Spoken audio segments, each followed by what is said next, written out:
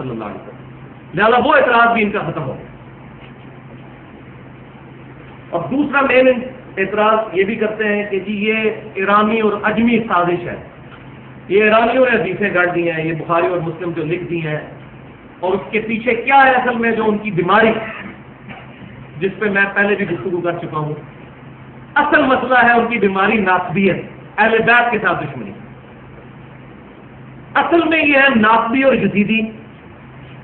اور بخاری اور مسلم میں اہل بیت کی شان میں درجنوں حدیث ہے، حتیٰ کہ صحیح مسلم کتاب الایمان میں حدیث ہے شروع میں علی سے محبت نہیں کرے گا مگر مؤمن، علی سے بغض نہیں رکھے گا مگر منافق. محبت علی از دا لٹمس ٹیسٹ آف ایمان. ان کو علی کے ساتھ چڑ ہے. 90 سال بنو امیہ کی انہوں نے تنخواہیں کھائی ہوئی ہیں، ان کو علی کی محبت کیسے ہضم ہو؟ وہ تو بخاری مسلم میں سے اگر میں بیان کرنا شروع کروں تو ہمارے 14 قطب روشن ہو جائے کہ صحابہ کرام صحیح مسلم میں حضرت علی کی شان میں حدیثیں بیان کرتے ہوئے ڈرتے تھے. مرنے سے پہلے حدیثیں بیان کی ہیں. جو غدیر خم کی جو صحیح مسلم کی حدیث ہے، زید بن ارقم کے الفاظ ہیں مسلم میں 6228 نمبر حدیث پڑھ لیں کتاب الفضائل میں، کہ میں بوڑھا ہو چکا ہوں، میں نہیں اب چاہتا کہ میں رسول اللہ صلی اللہ علیہ وسلم کی طرف کوئی ایسی بات منسوخ کروں جو میں نے نہیں سنی. میں چاہتا ہوں کہ کچھ باتیں میرے پاس ہیں وہ مجھ سے سن لیں. پھر غدیر خم کی انہوں نے حدیث بیان کی. اتنا ظلم کیا بنو امیہ نے. اور اس میں میرا پورا لیکچر ہے 142 منٹ کا، حسینیت اور یزیدیت کا تحقیقی جائزہ. 10 دسمبر 2011 کو دیا تھا، اور تحقیق کے میدان میں الحمدللہ یہ ایکسپلوژن ہے. پوری دنیا سے مجھے فون آیا، کوئی جگہ شاید ہو جہاں سے فون اور ای میلز نہ آئی ہو، جس میں ناسبیوں اور یزیدیوں کو ننگا کیا.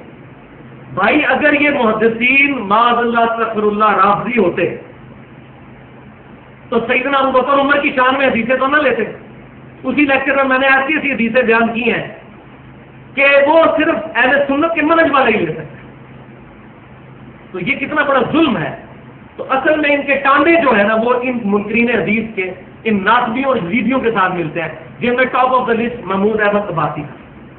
جب صحیح بخاری میں وہ روایت لی گئی کہ سیدنا حسین کا سر مبارک عبید اللہ ابن زیاد خبیث کے سامنے لا کر رکھا گیا تو چھڑی سے ان کی وہ ناک کے اوپر مارنے لگا تو انس بن مالک تڑپ اٹھے اور انہوں نے اس کو ڈانٹا.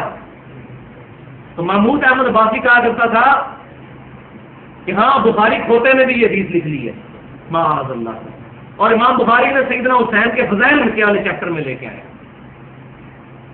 تو اصل میں یہ ہے منکرین حدیث.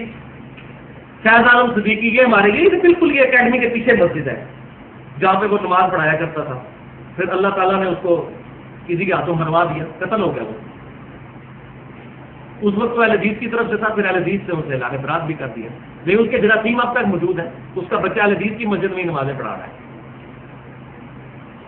تو یہ ساری کی ساری بیماری ان منکرین حدیث کی بیسیکلی ادھر سے نکلی ہے. یہ بغض اہل بیت ہے جو منکرین حدیث کی شکل اختیار کر گیا. یہ میں آپ کو اپنی زندگی کا نچوڑ بتا رہا ہوں. یہ ایک نیوٹرل بندہ بتا سکتا ہے جس کو اپنی آخرت کی فکر ہو، کسی فرقے کی فکر ہو. تو وہ لیکچر اگر آپ سن لیں تو آپ کو انشاءاللہ تعالیٰ یہ باتیں پتہ چل جائیں گی. تو یہ لوگ بخاری اور مسلم کو بھی تختہ مشق بنا دیتے ہیں. جہاں کہیں اہل بیت کی شان میں حدیث آئی بخاری مسلم کہتے ہیں نہیں یہ تو کھوتا معاذ اللہ استغفر اللہ. تو یہ اصل میں ایرانی تھا. اور یہ آج بات میری یہ بھی نوٹ کر لیں، منکرین حدیث پیدا ہوئے ہیں بنو امیہ کی وجہ سے، ان ناسبیوں اور یزیدیوں کی وجہ سے، اور رافضی بھی انہی کی وجہ سے پیدا ہوئے ہیں.